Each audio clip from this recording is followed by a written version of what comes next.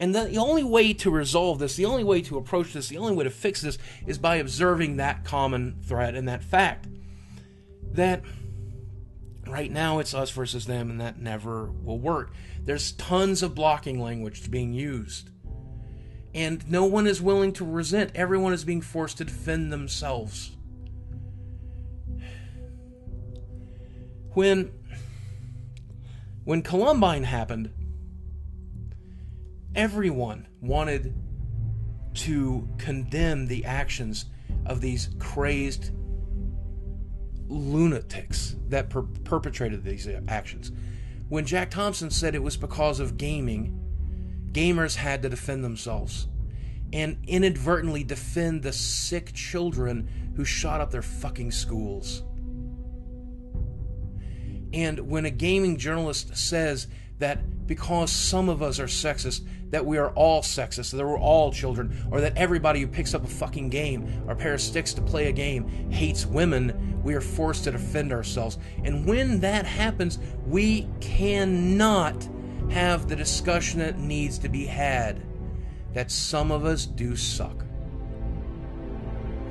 And when gaming journalists are told that their entire industry is corrupt and a piece of shit and just needs to go away, they're forced to defend themselves.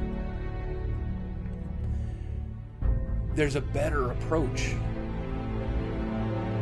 When we condemn the actions of the few that do not represent the whole, we are successful.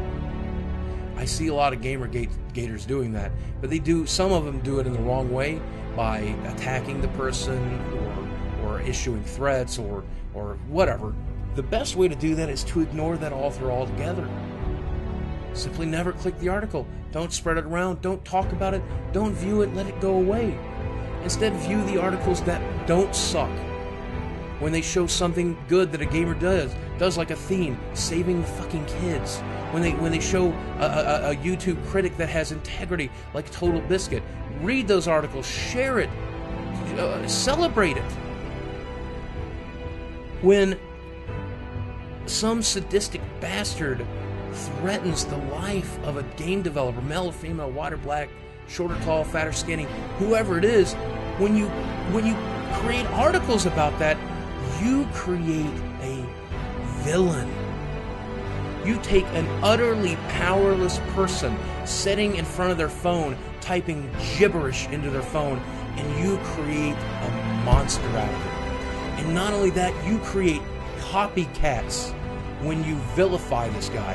And then when you say he represents gamers as a whole, or Gamergate as a whole, you end up causing more copycats, more defense, more bullshit, and it keeps us from ever approaching the issue at hand.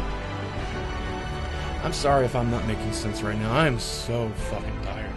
I am so exhausted. My mental state is not in a healthy place, but I just want to say that there is a common ground here, and it's easy, and I don't want to repeat myself, but when we support the good people, when we make heroes out of the good gamers, when we make celebrities out of the good authors, when we do good and focus on the good, more good is done. When we do nothing but dig up shit and try to sling shit at each other to see how much sticks, all we do is drag down the whole fucking thing. I'm over that. I'm so over it. So, here's to 7 more years of begging for consumer advocacy, for begging for us to be more inclusive, for journalists to be kinder to gamers as a whole, and for us all to learn to focus on the fucking good. Cheers. I'm gonna go get some fucking rest.